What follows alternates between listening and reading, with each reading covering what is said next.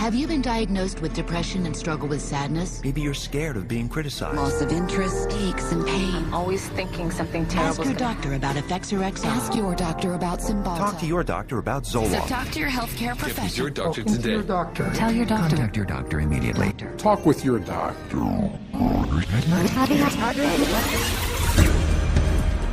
Over 40 years ago, leading psychiatrists met in Puerto Rico to map out their vision of the future. We see a developing potential for nearly a total control of human emotional status, mental functioning, and will to act. Their plan?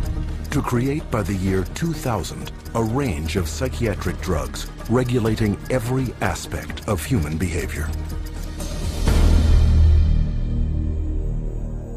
Yeah, I was diagnosed with depression and put on Paxil. ADD, and I was prescribed Ritalin. General anxiety disorder, prescribed Zoloft. Bipolar disorder, and I take lithium. PTSD, Zoloft. I was on Paxil. When they placed me on Zoloft. They gave me Adderall. I was prescribed Siptamu, Tegretol, Lexapro, Depakote, Stelazine, Adderall, Concerta, Thorazine, Prozac, Lorazepam, Effexor, Clonazepam, Ritalin, dexamphetamine, Paxil, Silert, Prozac, Adderall, Elavil, Depakote, Wellbutrin, Seroquel, etc., etc.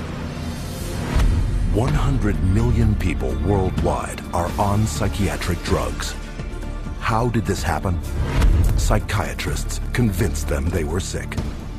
They want you to think you're diseased from birth, and that all those experiences of life, childhood and adolescence and teenage years and adulthood and being a senior citizen, that these are all various stages of disease. Because let's face it, we've all been depressed at one time. We've all been anxious at one time. These are normal emotions that we feel. Every emotional and spiritual problem is reduced to a label. And of course, all of those diseases require pharmaceutical treatments. This is big, big business. While generating a healthy income, claiming to be medical professionals, psychiatrists will freely confess that their profession is devoid of science. We don't really have any specific blood tests or other tests that are definitive for any mental illness whatsoever. It would be neat if it would become much more scientific. Well, if you go to my office and you tell me that you're depressed, there's nothing, and no blood sample or whatever, no tests. There are not current available tests to verify your diagnosis. I don't use any tests. You do not have a test to say, well, this is this disorder and this is the best medication for this disorder. For many years we thought we had the tests nailed down, but it turned out that they weren't of any value. If you don't know what's causing the symptoms, then to give somebody something to alleviate the symptoms is close to impossible. By the time a drug's approved and it hits the general population, we don't know even 50% of the side effects that are involved with that drug. And these pills cause heart attacks and liver problems and immune system problems and lots of other medical problems. So you're playing with fire. Every day, psychotropic drugs cause serious adverse reactions. And while psychiatrists and drug companies fully understand the dangers of the drugs they sell, their unsuspecting customers are left to suffer the consequences.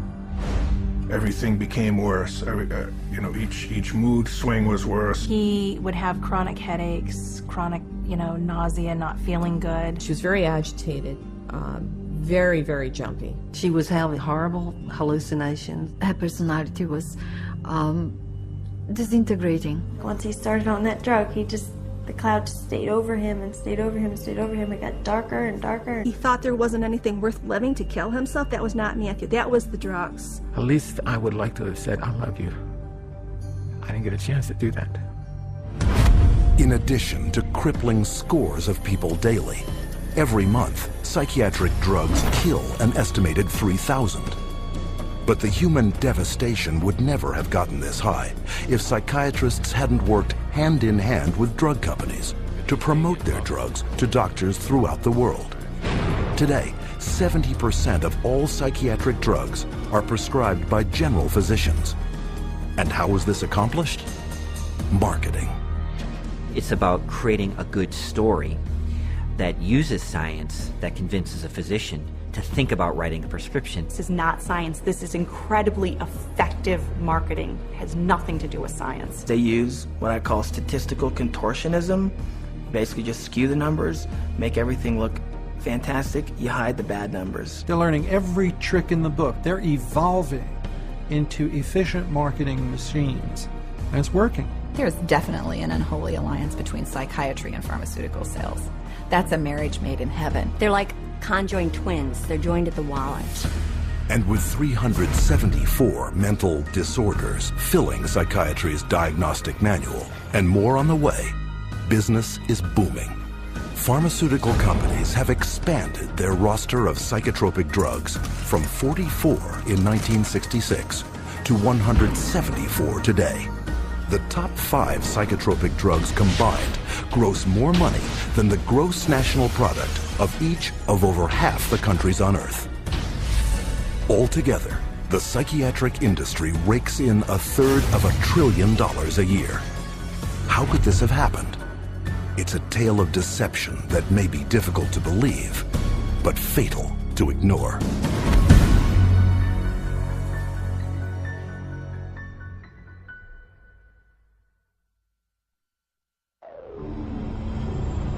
We took him to a psychiatrist, and within a matter of minutes, yeah, she's ADHD, and here's your drug. Went on the Medicaid, and 5 minutes later, he was on Zyprexa. He saw the psychiatrist and prescribed the medicine for 20 minutes. The guy didn't even look at her. He talked to her a little bit. Now, how can you tell if somebody's ADHD or not ADHD from just a few minutes talking to her? Next thing I know, I'm getting handed a handful of Xanax. That's how easy it is to get these drugs. Just so easy. It's just passed to me like candy. That's simple.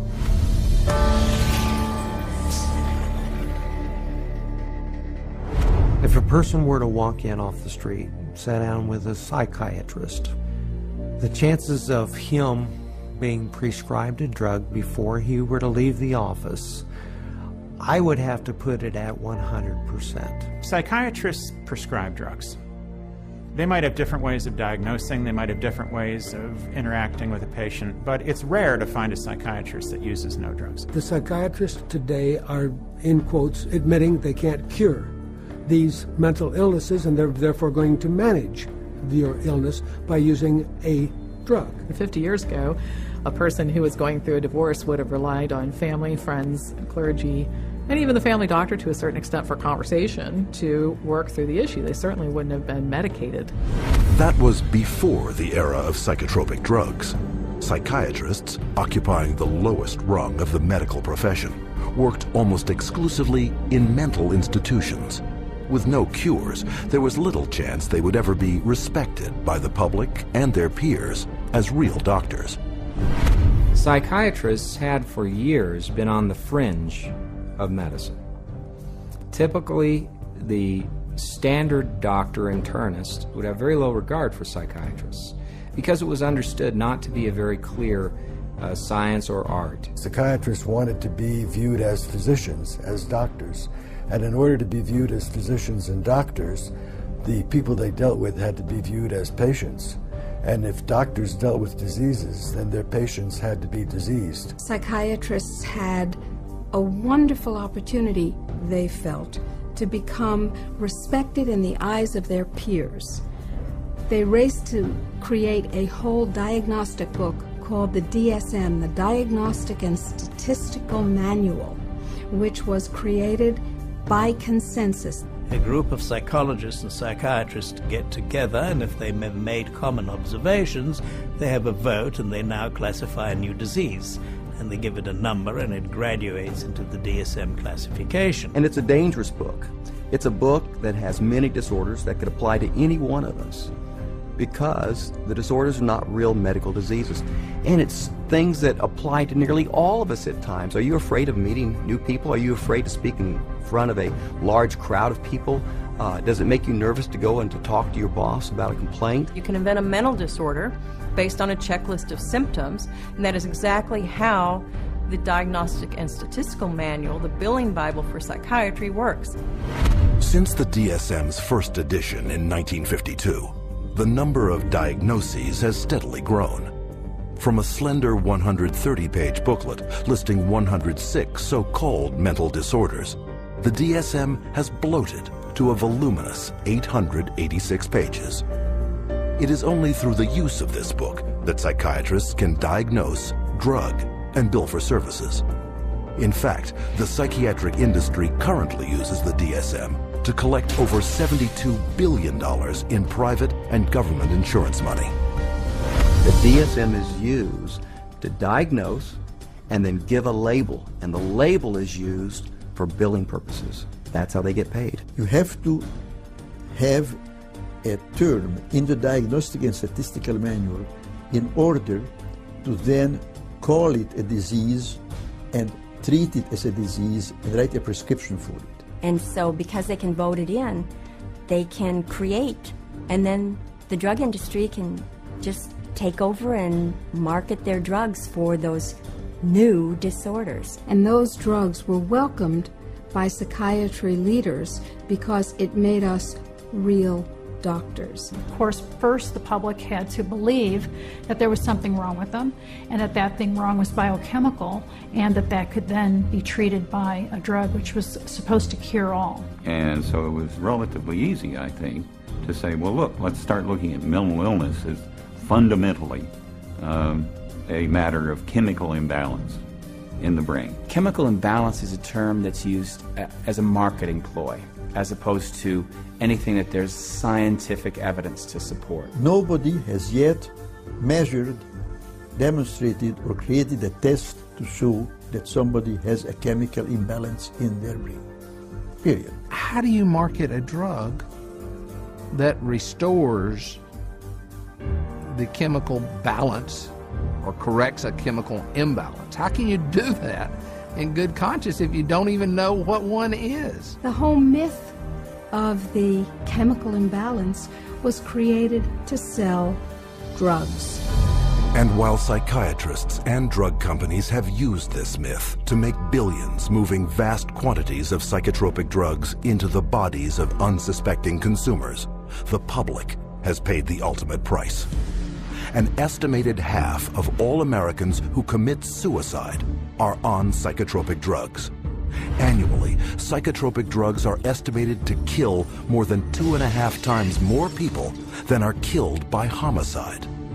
And who is entrusted with protecting the public against these dangerous psychotropic drugs? In the United States, it is the Food and Drug Administration, FDA, whose psychiatric drug advisory panels are dominated by psychiatrists who shuttle between the drug industry, academia, private practice, and government, the so-called revolving door. The revolving door at FDA is one of the primary reasons why the system that we have works so poorly. That revolving door is a direct result of the fact that a group of people with the same mindset are put into positions of being regulators and in the position of being formulators and sellers and marketers. The panels that are formed by the FDA to evaluate these drugs, the psychiatrists who are on those panels, almost all of them have conflicts of interest where they have directly or indirectly received funding from the very industry and the very parties within the industry whose drugs they are evaluating. So there's this tight little relationship between psychiatry, pharmaceutical industry, and FDA where they each mutually support each other, and yet the mental health of the population does not improve. Take, for example, the FDA Drug Evaluation Panel that approved the antidepressant Paxil. Every psychiatrist on that panel has financial ties to the pharmaceutical industry. And these conflicts of interest have been rampant enough to prompt congressional investigation. When I check these advisory committees who make recommendations to the FDA, and they're always approved after the advisory committee, I found that there were conflicts of interest. I found that many of the people on the advisory committees had never filed a proper report on stocks and bonds that they owned that might be viewed as a conflict of interest, and they're by law supposed to do that. And this network of financial conflict of interest between psychiatry, the drug industry, and the FDA became even more entrenched in 1992, after passage of the Prescription Drug User Fee Act, also known as PDUFA. Through this bill, the FDA would be paid a fee of $100,000 per drug to ensure that psychotropic medications would be rushed through the approval process and into the hands of prescribers faster than ever. Congress told the FDA, your job is no longer to make sure drugs are squeaky clean safe before they get out on the market. Your job now is to hurry up and get new drugs on the market faster. It acted to set the priorities of the FDA so that if there was a fee paid for a particular drug approval, it could be put on the fast track and rushed to market with less than the usual scrutiny that the FDA would give it. And this fast track has traded safety for sales. Since the passage of PDUFA, time spent on drug evaluation plunged from almost 2 years in 1992 to only 6 months 4 years later. Meanwhile, the number of new drugs released to the public doubled. Though fast-tracking is disastrous for public safety, it reaps huge profits for psychiatry and the drug industry. Because the sooner a drug is approved, the sooner it makes money. And the money is big. Every day, the average psychotropic drug grosses over $7.7 million. One drug, Zyprexa, rakes in almost $12 million daily. And even though FDA now charges over $1 million per new drug application, the pharmaceutical fast track shows no signs of slowing. If you look at the relationship between the FDA, the pharmaceutical industry, and the psychiatrists, there's some kind of game that they're playing there. And what is the game? Well, you could say it's money, definitely money. And when you follow the money, you realize that there is no money in health. There's big money in disease. That's why all you hear about is managing disease or treating disease. You don't really talk about curing disease. And so psychiatrists have become mainstream doctors in America. And that is because of the pharmaceutical industry. They can thank the pharmaceutical industry because they become mainstream and because they have a lot more money than they used to. And the drug industry can thank them because now they have thousands of soldiers in their army distributing these drugs to everybody. From the smallest infant to the oldest senior citizen, no one is immune from any of the hundreds of fictitious disorders invented by psychiatrists that fuel a multi-billion-dollar psychotropic drug industry. And every day, psychiatrists are casting their nets ever wider. And all it takes? Another psychiatric label.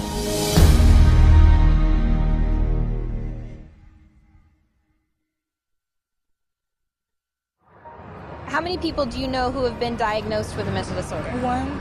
With a mental disorder? 2. I'm sure a couple. I know a few. About 3 or 4 personally. Probably 4. Half a dozen? I'll say about 9. At least a dozen. I'll bet I could count 15. 20 that I personally know. My oldest son is diagnosed. My mother was diagnosed. Kid from my childhood. My friend and ex-boyfriend. Just my grandfather and cousins. A friend of mine, friends. A sister, my neighbors. 2 friends, a girlfriend. A niece, 1 friend. My mother, all my friends, everybody I know.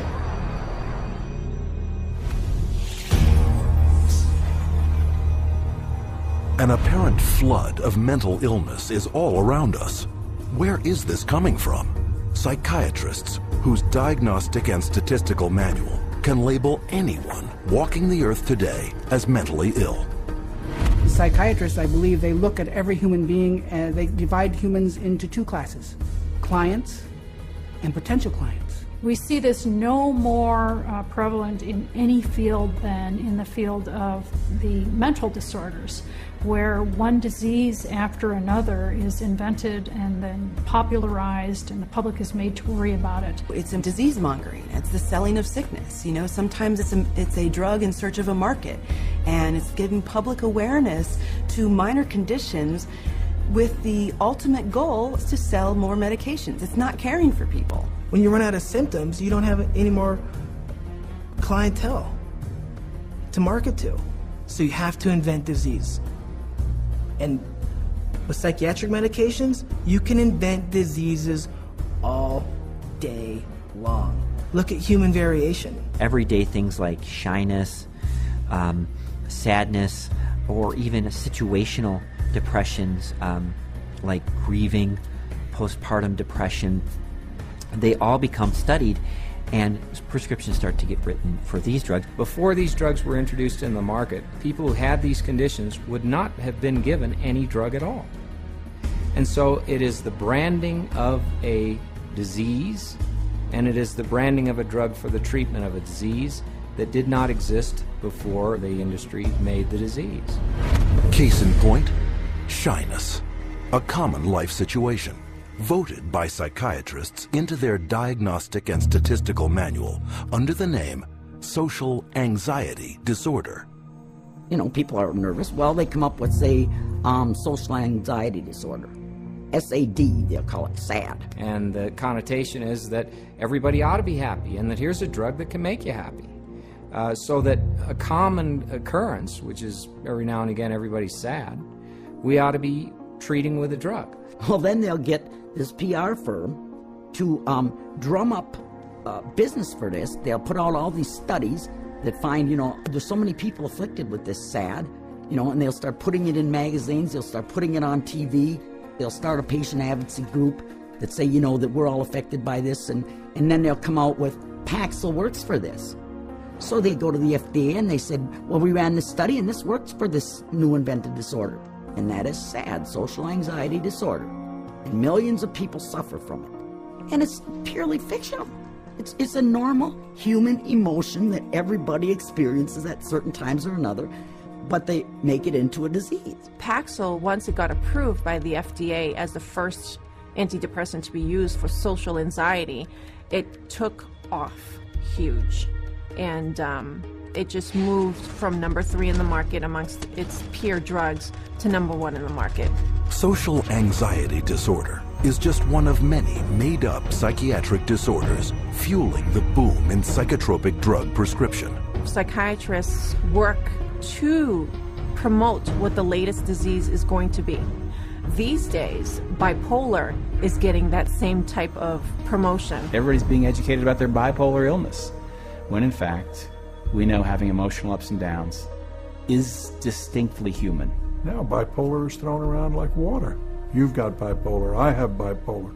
If I'm up today, I'm manic. If I go home tonight, I'm depressed because I'm tired, that shows I have bipolar disease. It's a lot of hokum. Have you ever worried with seeing all the increased media on it that you might have a mental disorder? Yes. And which one is that? I would say bipolar.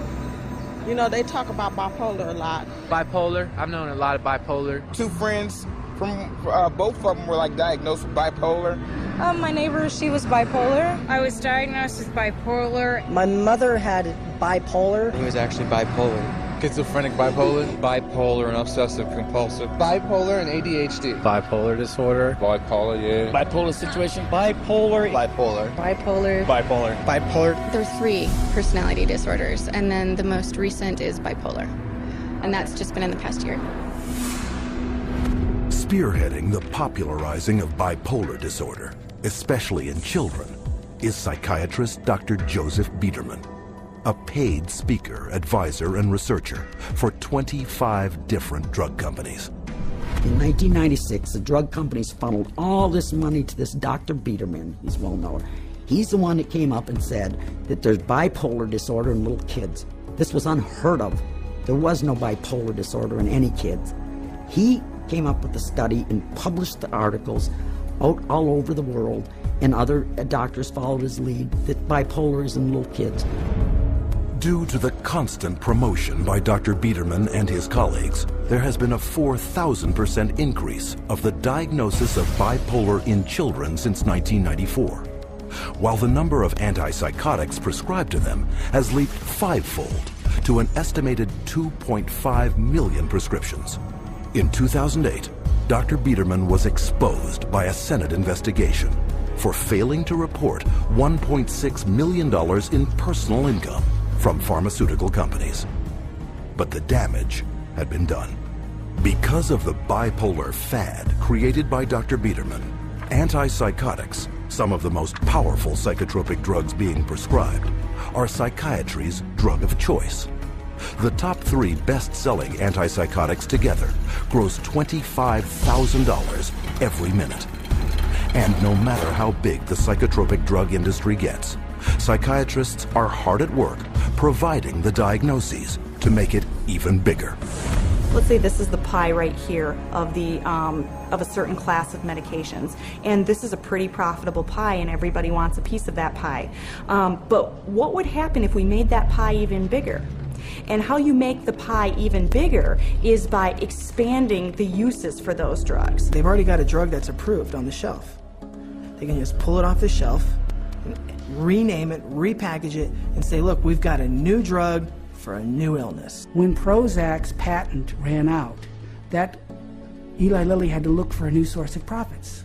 So all they did was change the name of the drug from Prozac to Serafem, change the color of the pill from green to pink, and marketed it for PMDD, which is newly introduced into this book. What it tells us is that if you can come up with a label, a diagnostic label for a drug, then you can sell it like hotcakes.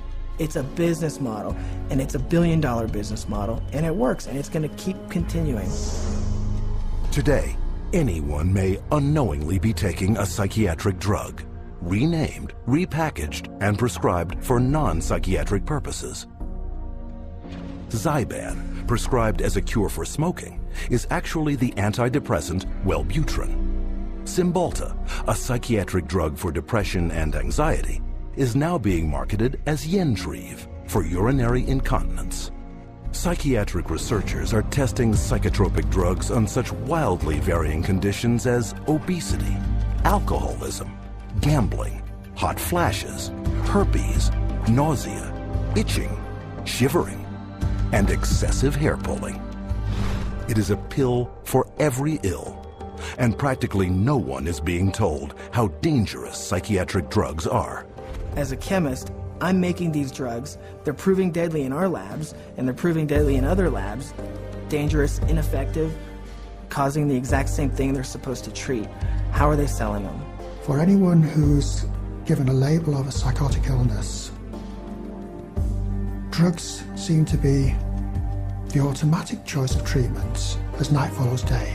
That's all psychiatry does. It's dominated by psychopharmacologists who do nothing but manage symptoms by dispensing pills. That's it. And they don't work. But the fact that they don't work works to the advantage of the drug companies and the psychiatrists, which means that you're not cured, which means that you're a patient for life, you're a customer, you're a client for life. And the worse your health gets, the more drugs you need. It's a great deal for them. We should all be up in arms about the way we're being treated by psychiatry today. This is a very dangerous industry that has gone so far overboard in inventing fictitious diseases and drugging our children and our population that I consider it to be engaged in crimes against humanity. With over $80 billion a year in psychiatric drug money at stake, it is impossible to escape the saturation of psychiatric disease-mongering in today's society.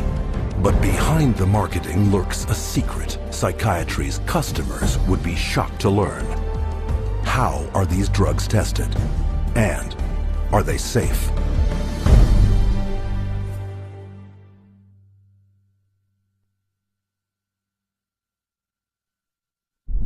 No one knows precisely how these psychiatric medications act. We don't know if I give you a medication if it is going to work or not. There's not a great deal of scientific support for using them. I myself, I try to pick a drug whose side effects might be useful. You have to choose what is the best option. We don't have sure methods. There are no rules. Everything it's an art, really. Often it's trial and error. It's a kind of a trial and error. It's trial and error. Some degree of trial and error, I guess. A blind man's bluff or something like that. You never know if it's the right drug. It's a much more complex subject. There's always going to be huge surprises, and that's what makes it so difficult. The best psychiatrists in the world will mess up all the time.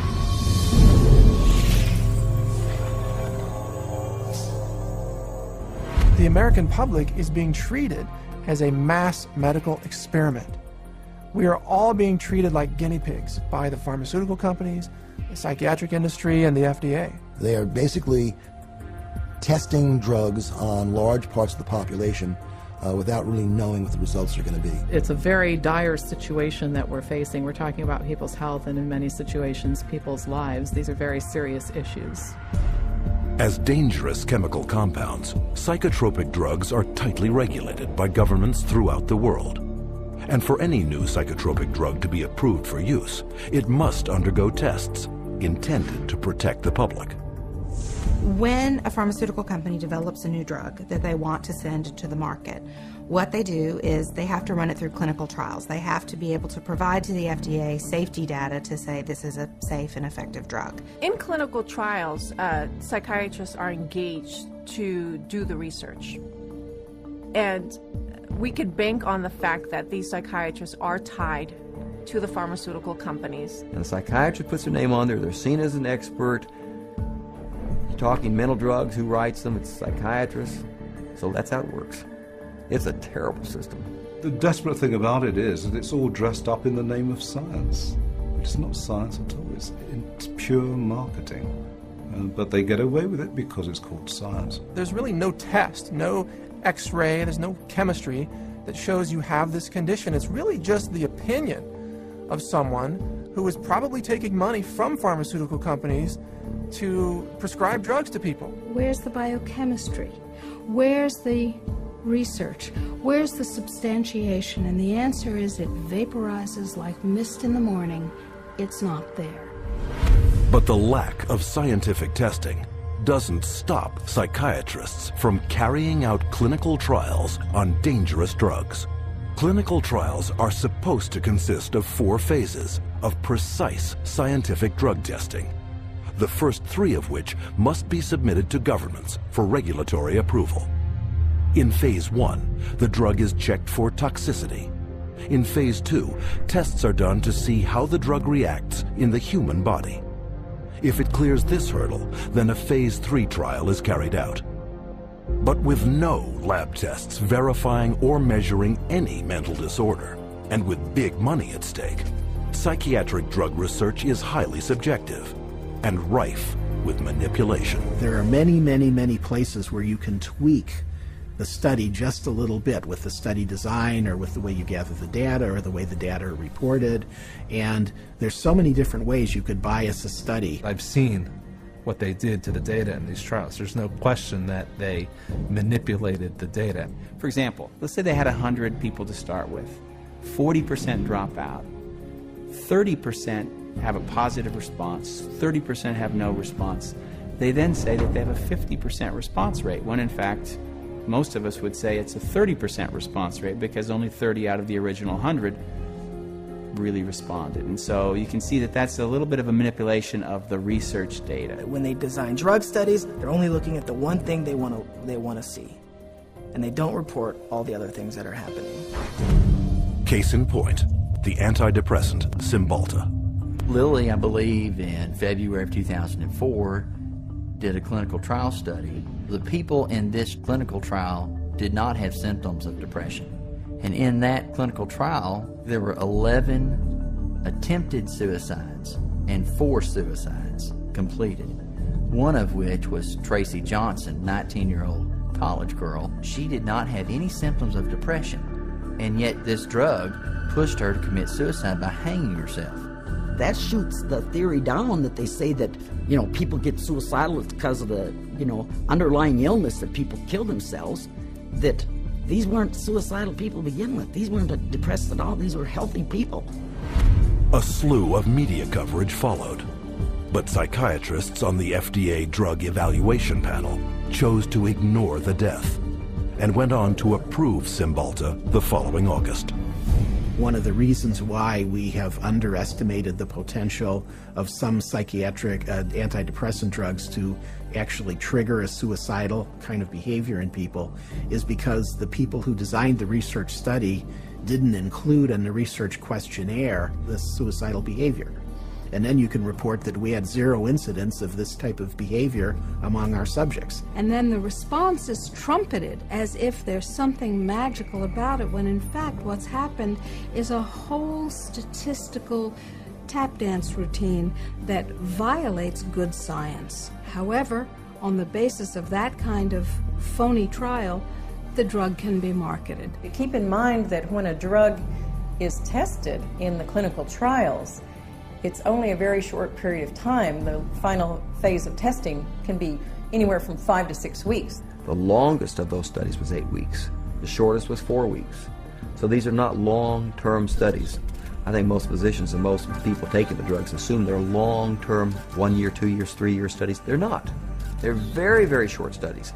I find it pretty outrageous that we can base a multi-billion-dollar industry on a few 6 or 8 week clinical trials where antidepressant medications beat a sugar pill by a few percentage points. It is on the basis of biased research such as this that psychotropics with potentially fatal side effects are routinely approved by FDA panels for a lifetime of use. And how can this happen? Because drugs are big money, and FDA panels are dominated by those who benefit by approving them. The FDA panels that evaluate these drugs are largely psychiatrists. All of a sudden you discover there are 20 different pharmaceutical companies paying them, either grants or honorary or some other way. They're getting paid by the pharmaceutical industry. If you have a psychiatrist who works at the FDA, he could also be being paid by industry. He might sit on industry panels or discussions or get paid to be a speaker. What I found in working with physicians at the FDA was that they could have dual positions. They could sit on an industry board. They could be influenced by industry. If you've got 10 FDA scientists or 10 committee members, it's just a matter of 6 saying yes, the drug is safe, 4 saying no. And in almost every single case, those 6 saying that the drug is safe and effective always have pharmaceutical ties. They're getting paid, they're getting funded somehow or another. Have you been diagnosed with depression and struggle with sadness, trouble sleeping, anxiety, or low energy? Ask your doctor about Effexor XR. With Phase 3 approval a foregone conclusion, the marketing blitz begins. But while psychiatrists have already begun promoting and prescribing these drugs throughout the world, there's one more phase yet to be carried out. Phase 4. What Phase 4 clinical trials are is when they've actually gotten the drug approved and then they get it into the general population, so that we finally find out what it does when it hits ethnic populations, women, children. Then we see who dies, who has seizures, who has deformed children, who has epilepsy, who has diseases downstream, whose heart stops. The public is the clinical trial. That's where we find out the problems with these drugs. This is an experimental stage, and it's so much so that one consumer protection group has advised patients that they refuse a prescription for any drug that hasn't already been on the market for 7 years. So if you're taking a drug that's only been out for a year or 2 or 3, you are a guinea pig. And the experimentation doesn't end here. Additional psychiatric drug trials take advantage of the invented disorders in psychiatry's Diagnostic and Statistical Manual to rake in even more profits by targeting the most innocent of all. If they test their drugs on children, then they get a 6-month extension on their exclusivity period or patent period. This psychiatric drug research center in Texas uses advertisements to lure in child volunteers. And once inside, they're further enticed with the simplest of tricks. This is where they're going to be playing. We have Game Boys, we have Xbox, we have 5 TVs. They come in here and they help themselves to crackers, cookies, free candy, free crackers. Everything is paid for. You don't pay for anything. But these perks are just bait to coax children into ingesting powerful psychiatric drugs known to cause suicide and violence in their own age group. These are drugs that would cost maybe several $100s a month in a pharmacy. They actually are getting them free in research. We love children, and we just love children because they're our future. By conducting those tests on children, they get a financial incentive that's worth over $1 billion. Those are the facts. You make of them what you will. With this kind of money at stake, psychotropic drug experimentation on children is rampant, with 323 studies either completed or in the works, including a 2003 trial that tested children on an antidepressant treating premenstrual dysphoric disorder.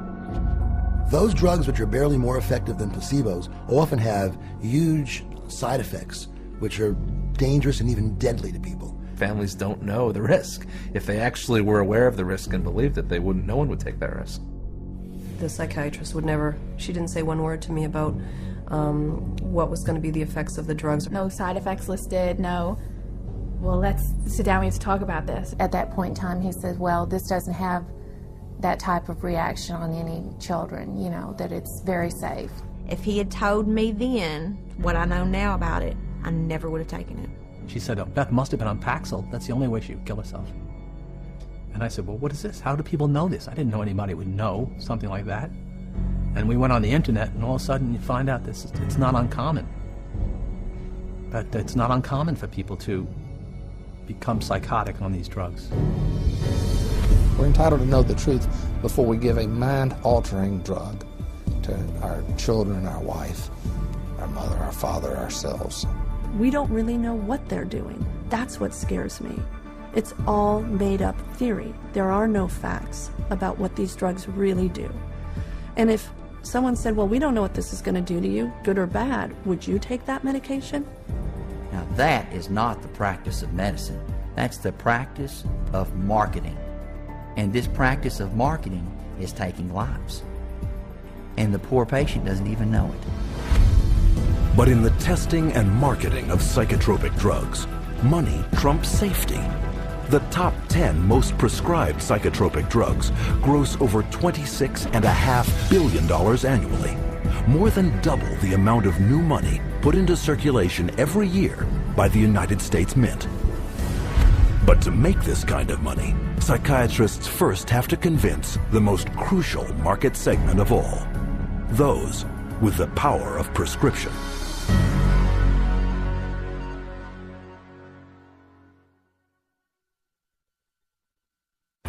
Psychiatrists specifically, they're just kind of working as sales agents for the pharmaceutical companies. There's nothing like another doctor touting the benefits of your drug to drive market share. They're an extended part of the marketing arm of these companies. Medications play a primary role. We give drugs. Medication is a must. There's a lot of new medications. There are medications available for treating GAD. Medications to use for PTSD. Antipsychotic medications. Atypical antipsychotics. Benzodiazepines. Stimulants. Antidepressant medications. MAOIs. Amphetamines. Anticonvulsant medications. Once the medications have been balanced out, then we move on to a combination of 3 medicines. There's no absolute limit that is set for the number of medications. There are so many choices. Apparently, we're willing to try almost anything.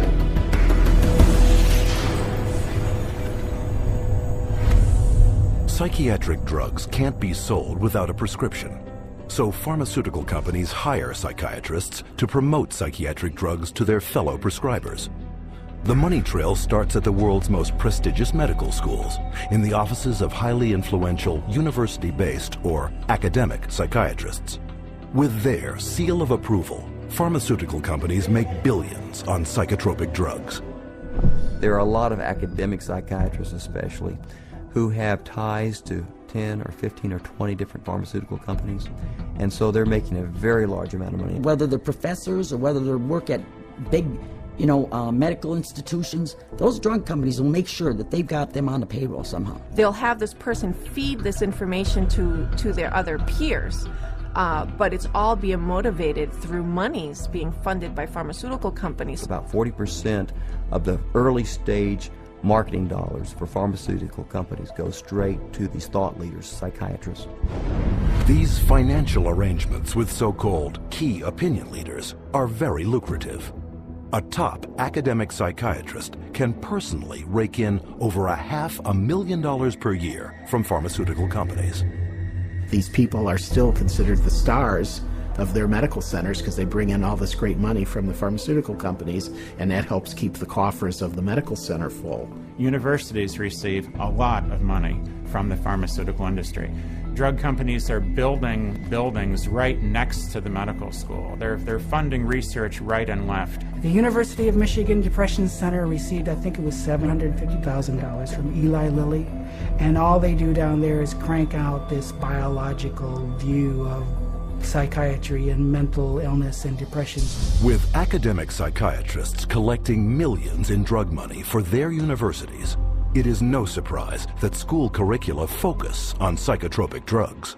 Training programs in psychiatry, the majority of them now are drugs first. You know, you're really a psychopharmacologist in a way when you come out of a psych residency training program. Even when I went to medical school, psychiatrists did talk to patients. Now all they do is write a prescription and send them away. A psychiatrist is trained for one purpose, to administer psychiatric drugs. Academic psychiatrists don't just indoctrinate future prescribers. They also heavily promote these drugs to their peers. First, by creating clinical trial studies, passed off as unbiased research that push both an invented psychiatric disorder and the drug to manage it. These studies are planted in professional journals to be read by their colleagues and quoted in the media. But what readers don't know is that an estimated 50% of the time, these psychiatrists never took part in the studies. One of the most unethical practices we're aware of is ghostwriting of journal articles, where somebody at the pharmaceutical company will write the paper and the academic physician will put his name on it and get it published in a major journal when he maybe changed 3 or 4 words in the whole article, and the article was basically written as a marketing tool by the drug company, and yet this academic puts his name on it as if he's the author. He has had no part in the study, and also he probably hasn't even read the study results, but he is prepared to receive $10,000, $20,000 to put his name at the front of the research, which gives it added authority.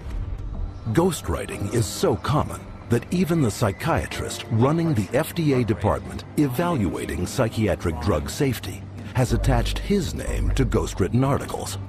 The average physician picks that up and reads it. He believes it. And it's not a mystery that he would believe it. It seems reasonable that it's in black and white, it's in a good journal, it's in the New England Journal of Medicine, it must be true. These journals are often sent free to psychiatrists and doctors under the guise of legitimate medical research. And why are they free? Because pharmaceutical drug ads reap huge revenues for their publishers. So if you go through a medical journal, you'll see page after page of advertising for bipolar disorder and treatment of using medications, or advertising for depression and treatment of using medications, schizophrenia. So it's really everywhere. I remember just a couple of years ago, the first time I opened the journal from the American Psychological Association called the APA Monitor, and there was a multi-page ad, high gloss, very expensive, for Concerta, which is time-release Ritalin. I resigned from the American Psychological Association.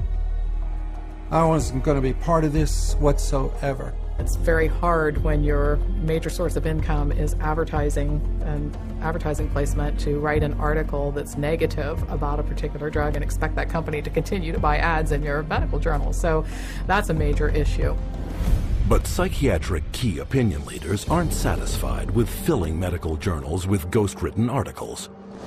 They also spread the gospel of psychotropic drugs at conferences in continuing medical education, or CME. Physicians and nurse practitioners and physician's assistants are mandated to take a certain amount of continuing education credits every year. Well, 70% of all continuing medical education is now funded by the pharmaceutical industry. That seminar is going to be taught by a professional who is employed by the pharmaceutical company. The very nature of where someone is giving you your support means you are biased to that person's side. Many physicians and many psychiatrists who attend medical conferences don't know that when they go to that conference meeting that's about antidepressants, antipsychotics, and it's generally an academic psychiatrist who's speaking, they don't realize that person's probably making about $10,000 for that 1 hour speech. But you don't have to be an academic psychiatrist to get a piece of the pie. Psychiatrists who heavily prescribe psychotropic drugs are generously rewarded by pharmaceutical sales representatives for drumming up local business. Psychiatrists, especially high prescribers, are targeted and gifted extensively by the industry. Now that gifting is where you need to get specific. That was not unusual during our marketing conversations to say, well, what's our top drug writer? You know, who's the doctor that's prescribing the most of this drug? Well, you know, let's send them to the Kentucky Derby. We offered trips on some occasions to come out and hear a 2-hour talk, but it happened to be on a nice island in Hawaii. There were a lot of things that we did day in and day out to try to get the doctors to write our drugs, or in my case, to write for the psychiatric drugs. We did a lot of lunches and dinners, and we brought in speakers, and those speakers were obviously paid by us, and we would wave, renowned studies at them from renowned journals. But of course, we would never say that these studies were paid for by our company, and that it was written by a ghostwriter who was paid by our company, or that our company tends to do a ton of advertising within that particular medical journal. We would never say that. With over 300 million psychiatric drug prescriptions written every year, high-prescribing psychiatrists are richly rewarded for opening up new markets. They receive up to 25% more pharmaceutical money than any other medical specialty, an average in one state of more than $45,000 per top psychiatrist per year. Psychiatrists get more kickback from the pharmaceutical companies than any other branch of medicine. The profession of psychiatry couldn't keep its journals afloat, couldn't keep its conferences afloat, couldn't keep its organizations afloat without money from drug companies. The drug companies really have psychiatry in their pocket. This is a profession whose diagnoses have been heavily influenced by people who are heavily influenced by the pharmaceutical industry, and whose treatments are almost exclusively these days pharmaceuticals. We should be able to count on them. I do not believe that we can. Due to the ceaseless promotion by psychiatrists, psychotropic drug prescription has permeated not just psychiatry, but the entire medical profession. But this promotional campaign has a second prong that lines the pockets of psychiatrists more than any other. And this one directly targets you.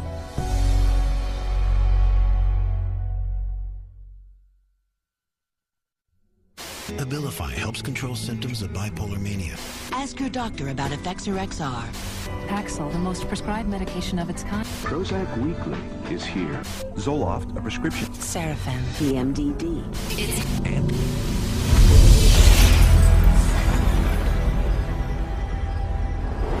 Psychiatrists and drug companies don't hype psychiatric drugs only to fellow prescribers. They also pitch them straight to the end user, you, counting on you to walk into their offices and demand a prescription. The direct-to-consumer advertising is instilling the notion in every human being that something is mentally wrong, something needs correction. That drives people to see a psychiatrist to help to mitigate this by dispensing the medication, by dispensing a drug that they have had pushed on them on countless television ads, countless magazine ads, and countless print ads that say, hey, there's something wrong with you, go get help for it. Nowhere is this explosion of direct-to-consumer advertising more obvious than on television. It wasn't always this way. Until recently, advertising psychiatric drugs on TV was severely restricted. But in 1997, the FDA was persuaded to relax their rules on advertising in the media, in direct violation of Article 10 of an international treaty signed at the United Nations. Every 5 minutes there's a new drug ad. And this is not by accident, this is cold, canny, scientific design. The ads are fundamentally of two types.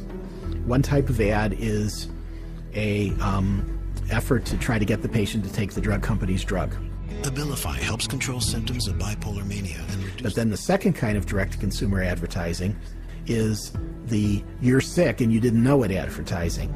You could be suffering from generalized anxiety disorder. Because they want to create sales, so what they're going to do is tell people, do you have these symptoms? Do you have this disease? Do you have this particular condition? But they hit it so hard on television that people say, ask your doctor, ask your doctor. Every commercial is a referral to the doctor. See, they're working for each other. Ask your doctor about Cymbalta. Depression hurts. Cymbalta can help. I can go to my doctor and say, here are my symptoms, and walk out with the prescription I want. I can ask for a drug by name, and most of the time I'll be given the drug. So basically I'm my own doctor. The industry defends what it's doing by saying this is some kind of public health education campaign.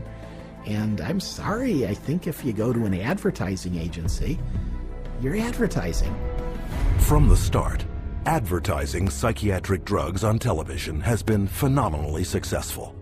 In just the first 3 years, sales of psychiatric drugs skyrocketed by 250%. With grosses now hitting record levels, the drug industry is spending $2.9 billion a year in TV advertising alone.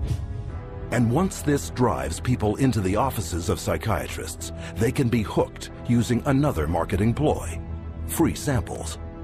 The industry is willing to give out millions of dollars worth of free samples because it generates billions of dollars in sales. You want a prescription and you want Prozac written forever as a maintenance therapy. So you establish that with some free Prozac up front. Here, take this sample, it doesn't cost you anything, and then if you like it or if it seems to work, then we'll make a prescription, but you're going to have to pay for that prescription. The sample is free. So it's really a marketing technique. They got a cash cow.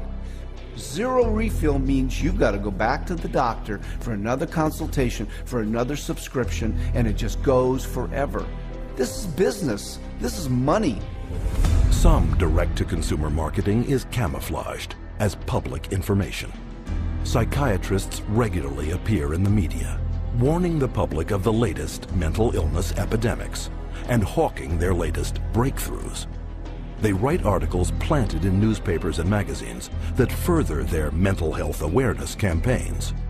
Even patient advocacy groups claiming to offer unbiased information on psychiatric drugs are, upon closer inspection, pharmaceutically funded front groups managed by psychiatrists.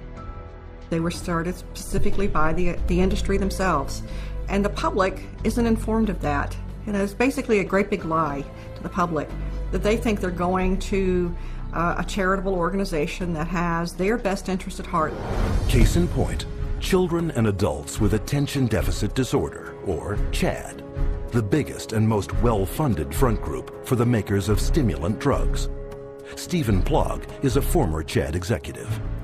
When I became the CHAD coordinator for Las Vegas, they gave me a manual, and in it said, we want to provide unbiased information to help and support people who have ADD. For the next 30 days, we put 22 parents and their kids on a program with lab tests to find out what their causes were, eliminated their causes, they got prescription-free, medication-free, side-effect-free, and they got better with their self-esteem, and they became actually happier, healthier, more successful. CHAD found out about this, called me up and says, we do not allow people to talk about nutrition in any of our seminars. We only prescribe going to a psychiatrist who will only prescribe drugs and therapy. So they said you can no longer work with us, and they fired me for simply recommending that parents go get a lab test, find out what the causes are, and eliminate the causes. They do not allow that. They only allow medication and psychiatric treatment. Psychiatric patient advocacy groups also promote psychotropic drug treatment by broadly issuing public marketing surveys disguised as medical questionnaires. You can take a survey of maybe 16 questions. And if you are a normal human being who's lived through ranges of emotions of normal life experience, if you've known the exhilaration of the birth of a child, a niece, a nephew, and the devastation of a divorce and the loss of dreams, and answer honestly to those questions, you will diagnose yourself as bipolar. And the instructions that come back along with the diagnosis or the warning that you're probably bipolar say, print this out and take it to your doctor. And how simple is it for anyone to go online, answer typical life questions, and be given a psychiatric disorder? Here are some randomly chosen volunteers, people of all ages leading normal lives. Do you feel sad, blue, unhappy, or down in the dumps? Sometimes. I've had periods of great optimism and other periods of equally great pessimism. Yeah, that happens a little bit. I get tired for no reason. Sometimes. My life is pretty full. Not really. For no apparent reason, I sometimes have been very angry or hostile. It's hard for me to concentrate on reading. I am restless and can't keep still. My heart beats faster than usual. I have trouble sleeping, shortness of breath. Gained weight. Trembling hands. I have an idea that most of these are going to be sometimes. Everyone has. As in everybody? Somewhat. Somewhat true. Just a little. Oh, yeah. Alright, my score totaled 42. Bipolar disorder, moderate to severe symptoms. Wow. The answer reflects on the presence of depressive symptoms. Currently suffering from an anxiety disorder. I may be suffering from bipolar 1. Minimal to mild depression. An obsessive compulsive disorder. Guess that means I'm a psycho. Guess I'll go to a psych. Try to see if I could work it out, get some meds or something. All told, 50% of these everyday people were assigned a psychiatric diagnosis and instructed to get treatment. By this measure, half of the U.S. population, some 150 million Americans, could be classified as mentally ill.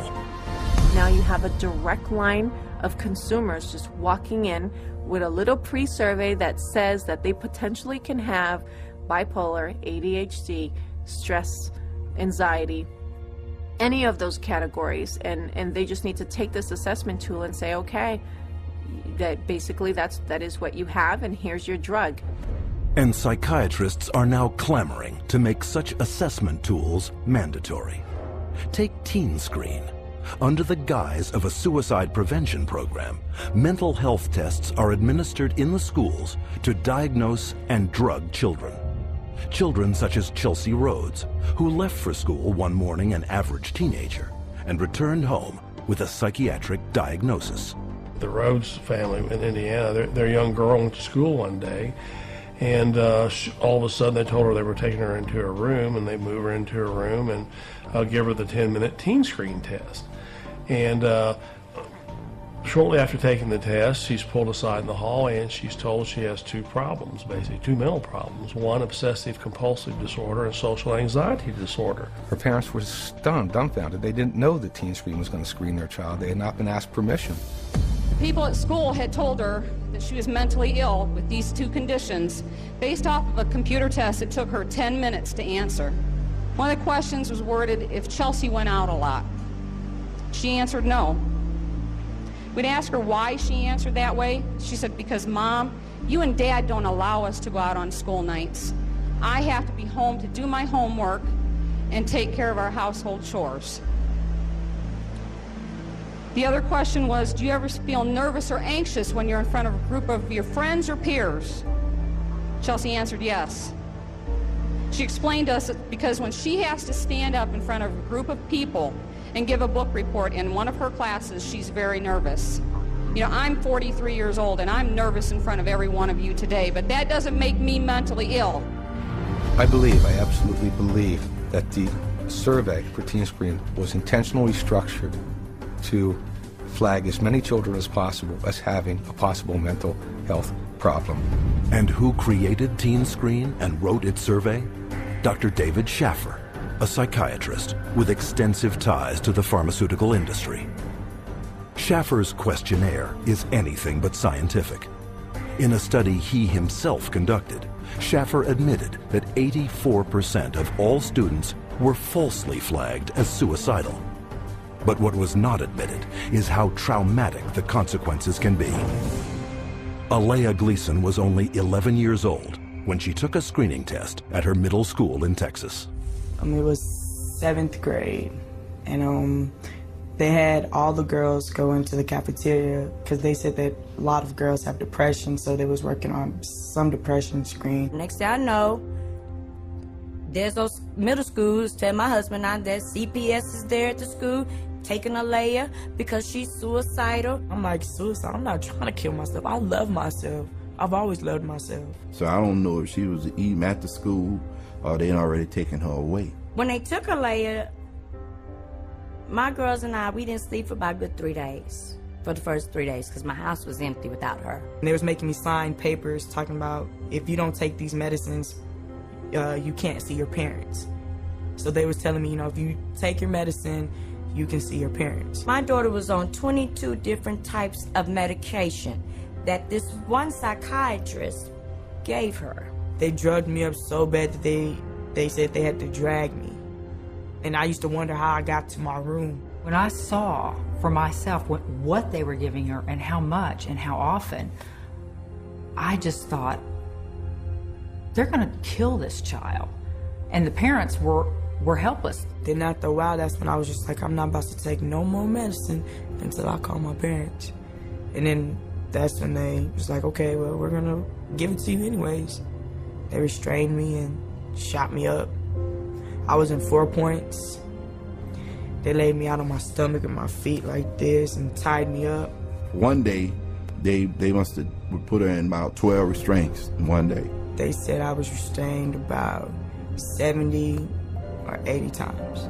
After a couple of months, they was like, you know, your parents don't want to see you. They don't want to talk to you or anything. So I was really hurt. We tried everything. Nobody we didn't know what hospital. We didn't even know where they taking her.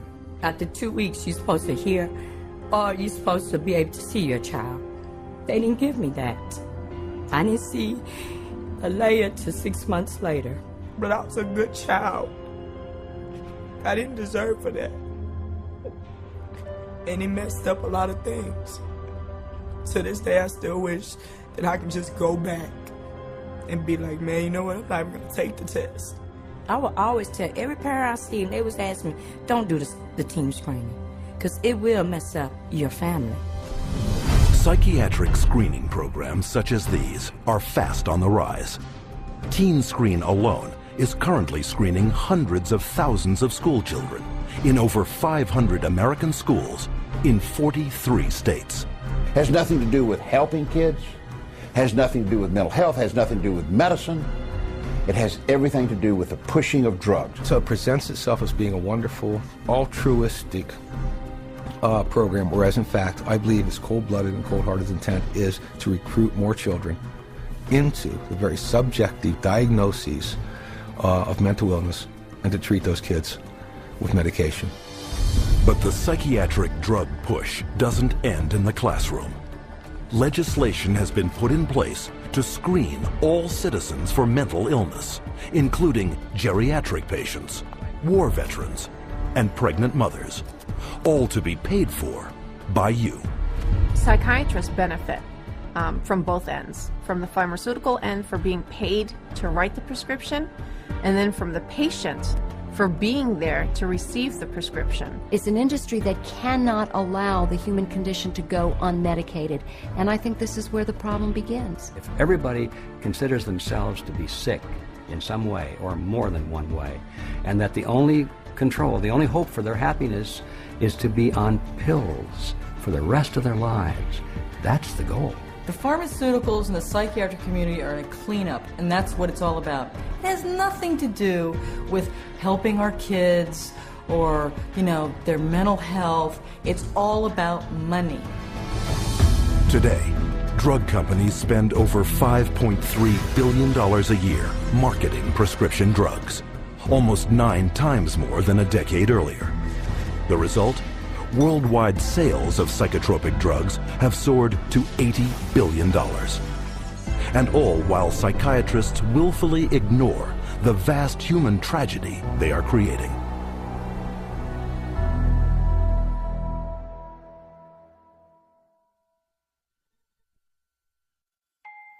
I'm 10 years old, and I'm going to read, I think, the side effects of a drug called Daytriana. The drug Adderall. Luvox. Cymbalta. Gyudon. Lexapro. Namenda. I have a question. Where do I find the side effects? How do I read it if it's so small? Just a bunch of letters squished together. I can't read this. This is the side effects of the drug. Side effects. Stroke.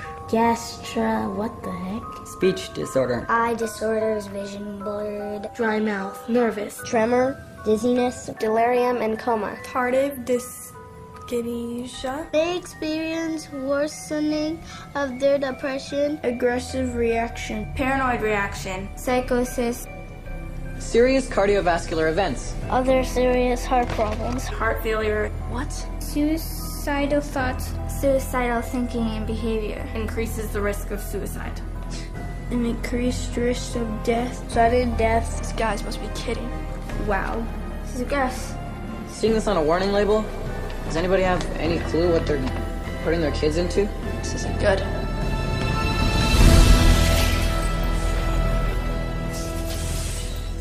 No drug has side effects. They're all effects. Side effect is just a way that doctors explain away the effects that they don't like or you won't like, but they're effects. These are the effects of these drugs.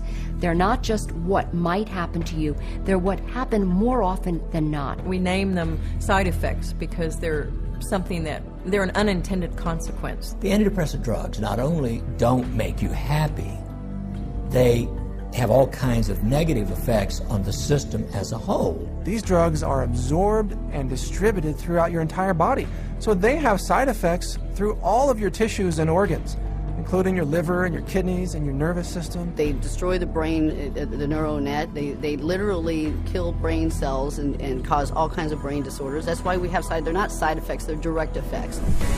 But while psychiatrists continually downplay the multitude of severe health risks to the public, candidly, they had no problem admitting them to our cameras. I think I tell them the main side effects.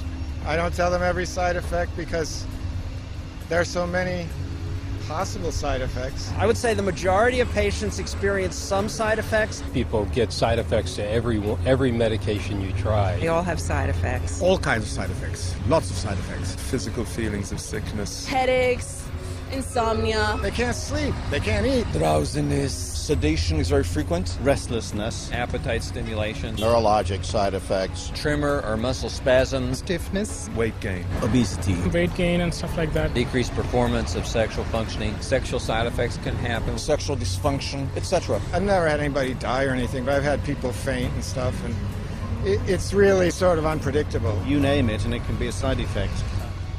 And why can't psychiatrists predict what adverse reactions you will get? Because not one of them knows how their drugs work. At least with street drugs, people know that they're dangerous, that they should be off of them. With pharmaceuticals, people are told they're safe to take every day. But far from being safe, psychotropic drugs are increasingly being exposed as chemical toxins with the power to kill. Some of the side effects that have become of concern lately are suicide, increased risk of suicide, increased risk of homicide. These aren't people that were horribly depressed when they were given a drug. These are people who are given a drug for social anxiety or difficulty sleeping or mild depression and then become suicidal. And so when they become suicidal and they kill themselves, what the doctor does is go back and say, oh, well, it's because they were depressed. The label itself, the disorder, is what is blamed for the side effects. When in reality, it's the drug that is causing the side effect. It is the drug that is the problem. Drugs such as the antidepressant prescribed to Woody Witzak, who took it not for any mental complaint, but to help him sleep. My husband and I, Tim, his nickname Woody, we were married just 2 months shy of 10 years, so we've had a long life together. And Woody was a guy who was healthy. He was a big runner. He's never had a history of depression or any other so-called mental illness. He was given Zoloft for insomnia. I find Woody one night completely sweat through his shirt in fetal position, kept going, Kim, you gotta help me, I don't know what's happening to me. It's like my head's outside my body looking in. Kim, help me, help me. We did breathing, listened to music, prayed, anything to calm him down from this head outside his body feeling. And a week later, he was found dead hanging. A guy who loved life. Psychiatrists claim their drugs save lives, but according to their own studies, psychotropic drugs double the risk of suicide, with one increasing the risk by a factor of almost 7. As a pharmacist who has been studying the problem for the past 7 years, I do see a glaring connection between the high use of these psychoactive substances and the rise of violence. If people knew that the mechanism was not known of these drugs, that they could cause, if there's a real chance for them to get a homicidal tendency or even suicide, if you take the drug, there's a chance you may want to kill yourself. And I could repeat probably a dozen other examples of significant self-inflicted harm or significant violence to others in patients who had never had that experience in their adult life. Patients such as Wyoming grandfather Donald Schell. Donald Schell was a man in his 60s, a gentleman, a family man, a funny man.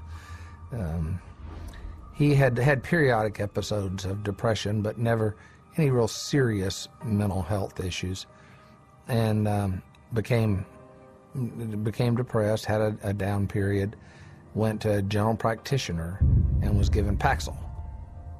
2 days later, he shot his wife, his daughter, his 9-month-old granddaughter, and then himself. The first question the jury was asked, very telling question, can Paxil cause some people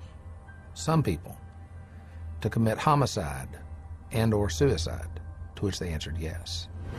Donald Schell was on Paxil for only days before his murderous drug reaction.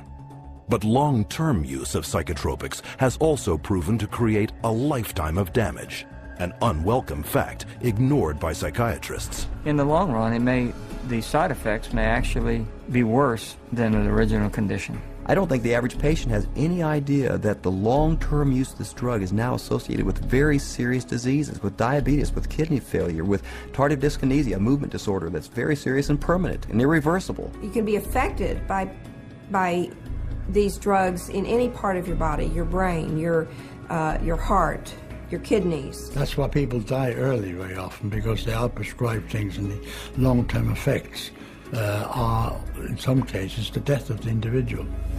And more damage is created by polypharmacy, where psychiatrists make a fat living prescribing multiple psychiatric drugs, one to offset the effects of another.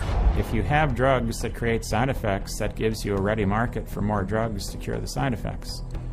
It seems to me that it's a self-propagating system. And what ends up happening is that each one of those new drugs that's added into the scenario brings on another symptom for which there's another drug, for which there's another symptom, for which there's another drug. And it just snowballs into a vicious circle of one drug causing the need for another drug. Sometimes people come and they're on such a cocktail of so many different drugs for so many different things. It's rare now that I see a senior citizen that is on less than 5 or 6 drugs at one time.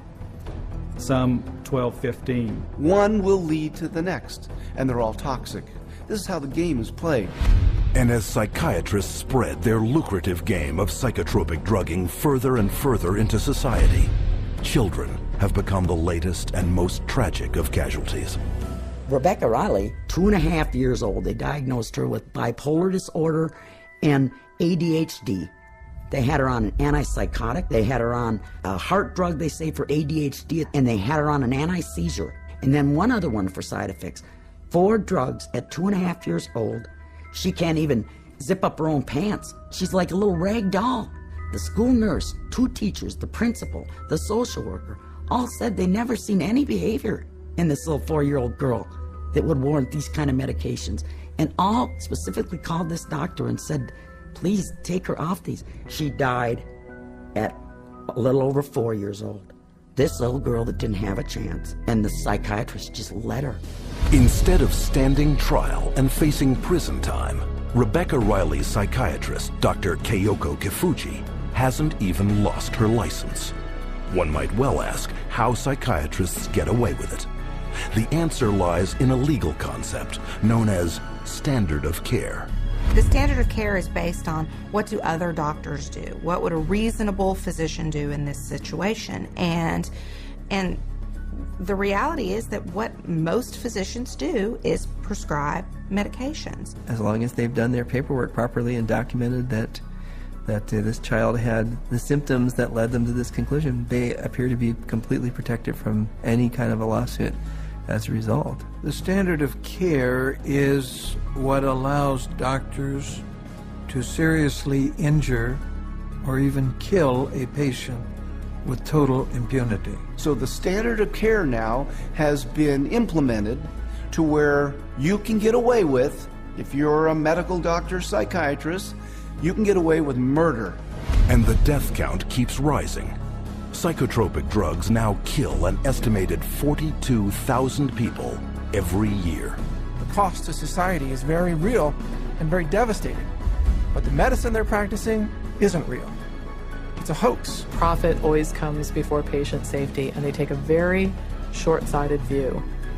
It's all about how can we make money today, not what price are we going to pay tomorrow. The trail of destruction that a psychiatrist leaves in his path is of no concern to that guy. It's all about money. And the money is big. Psychiatry is today over a $300 billion industry without a single cure. And as more and more breakthroughs are promised by psychiatrists, their running total of sick, injured, and dead victims continues to escalate. Unprotected, it is the public, you, who must fend for themselves.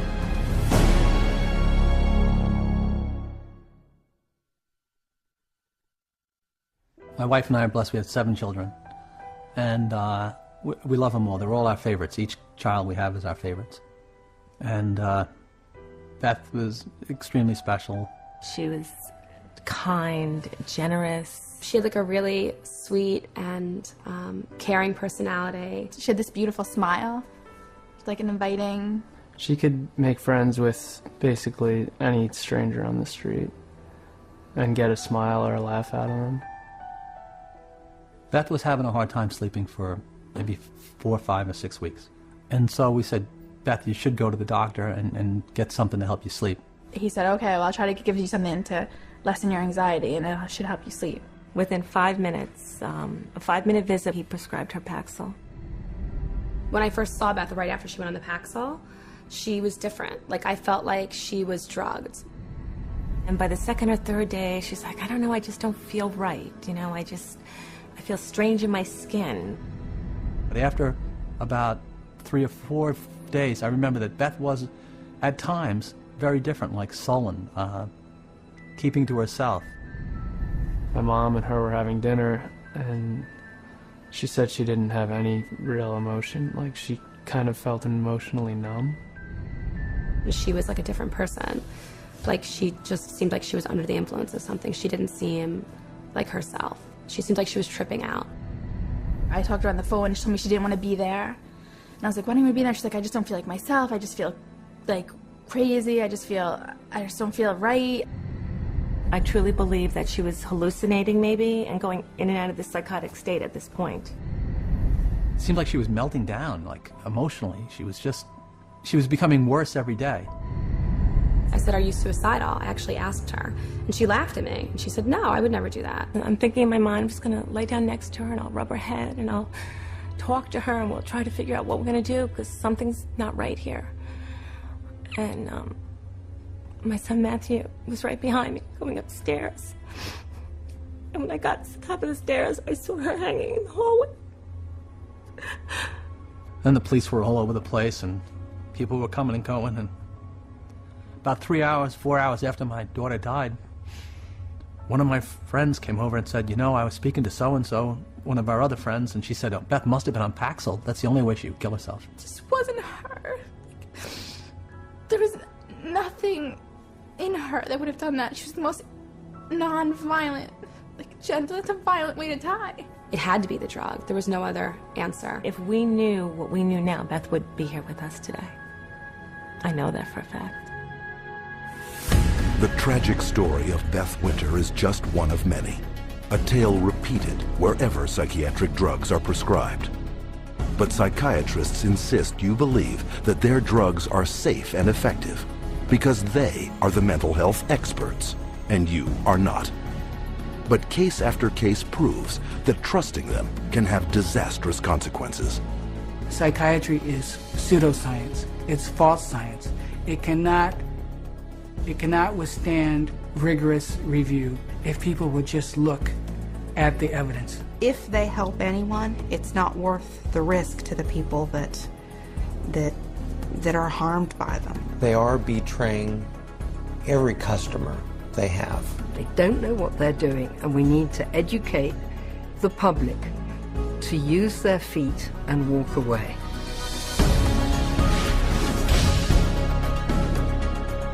And how can the public become more educated? By exercising a central medical right, little known to the patient, but very familiar to psychiatrists. We want to be able to present the patient with alternatives. And one of the central ideas in ethics is informed consent. The components of informed consent are letting the person know, first of all, what the diagnosis is and what it's based on, so that they can say, this is why we need to treat you. And secondly, what the treatment is. Every patient in the healthcare system has a right to informed consent. That is, they have a right to be told the risks and benefits of the treatment, the risks and benefits of alternative treatments, and the risks and benefits of no treatment at all. Patients should be totally informed, fully informed about every medication that the psychiatrist offers to them to take or says they should take. And studies confirm that very little full and accurate information about psychiatric drugs is getting through to the public.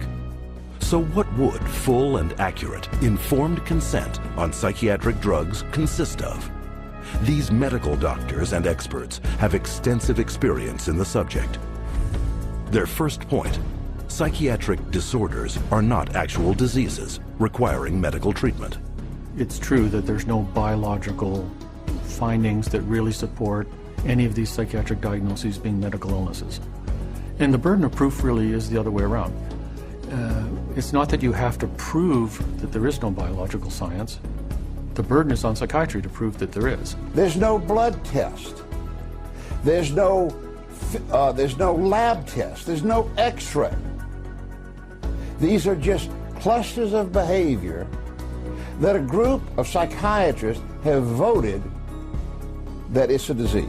Can you imagine doctors having to have powwows to decide if a heart attack is a real disease or not? No, they don't have to decide that. They don't have to have a vote on that. They should be asking the doc, geez, doc, where's the chemical test for that? Where is the objective test for this? And I guarantee you that they'll be told, we don't have a chemical test for that. There is no such thing as a chemical imbalance.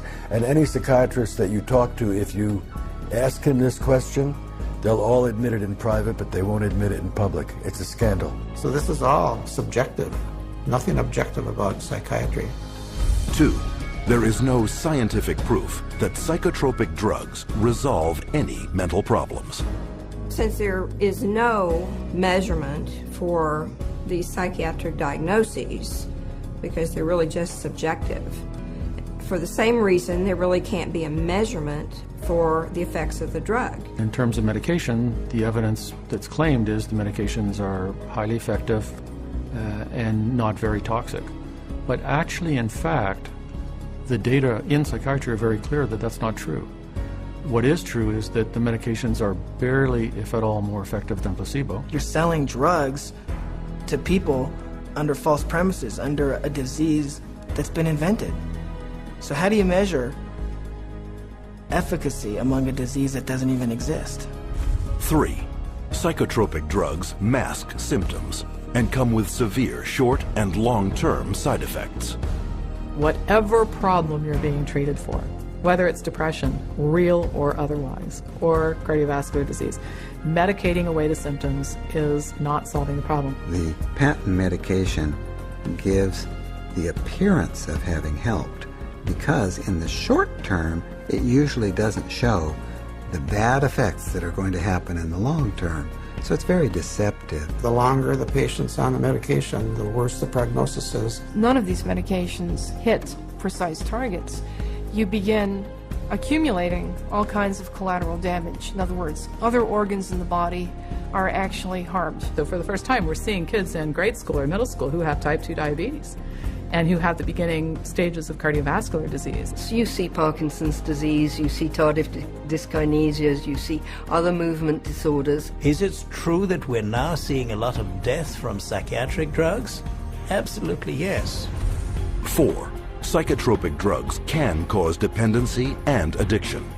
One of the hallmarks of informed consent with psychiatric meds is You have to discuss the potential for addiction. The vast majority of psychiatric drugs create psychological and physical dependency. Most patients that I've seen that were on these drugs have difficulty getting off of them.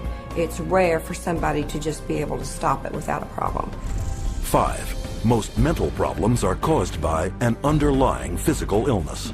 Many physical conditions can cause mental problems or what pose as psychiatric symptoms, but the psychiatrist, in the records I've reviewed, psychiatrist does not do an in-depth study of what could be causing the problem. And if the doctor isn't taking the time to find the cause of those symptoms, then unfortunately those symptoms may continue and there may be a serious underlying medical disorder that's being overlooked. The question is it better to treat depression with a drug, or is it better to treat depression by trying to figure out what caused the depression and working it out with the patient? Dehydration can make you exhibit symptoms of depression. Sleeplessness can make you exhibit symptoms of depression. Eating a terrible diet, hypoglycemia, being sedentary, all of these things are biological reasons for having symptoms of depression. I have in my practice children who are misdiagnosed as having ADD, ADHD, who really have Lyme disease. 70% of all what are classified as mental illnesses actually have a physical cause, a physical problem causing that. 6.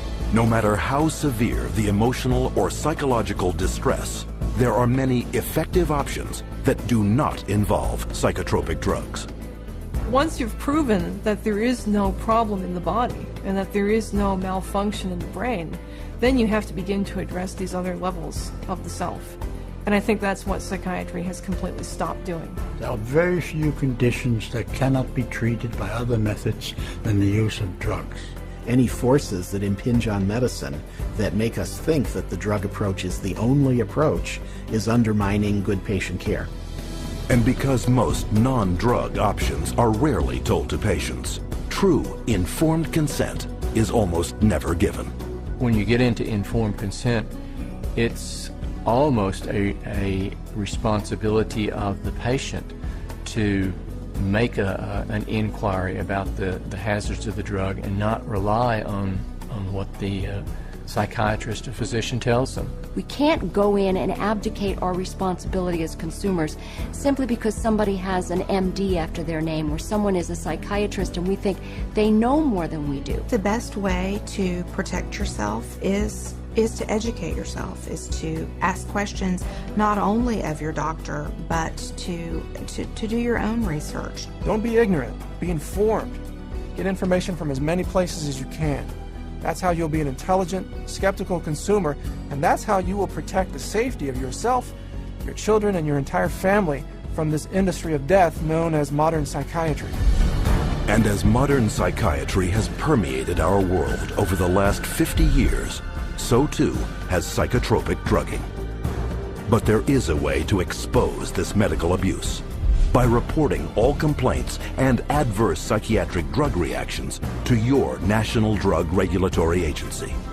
MedWatch is the federal reporting program in the United States.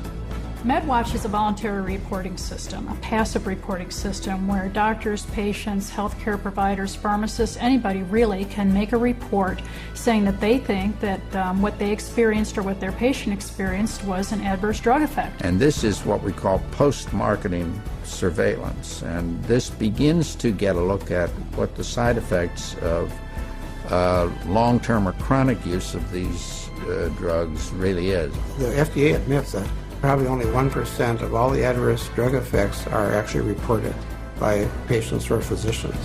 It is only through the reporting of all adverse drug reactions that the true scale of the horrors of psychotropic drugging will come to light. You have the facts. Share this video with your doctor and don't allow yourself, your friends, or your loved ones to become the next statistic of the big business of psychotropic drugging. To find out more about psychiatry and psychotropic drugging, or to report a case of psychiatric abuse, contact the Citizens Commission on Human Rights.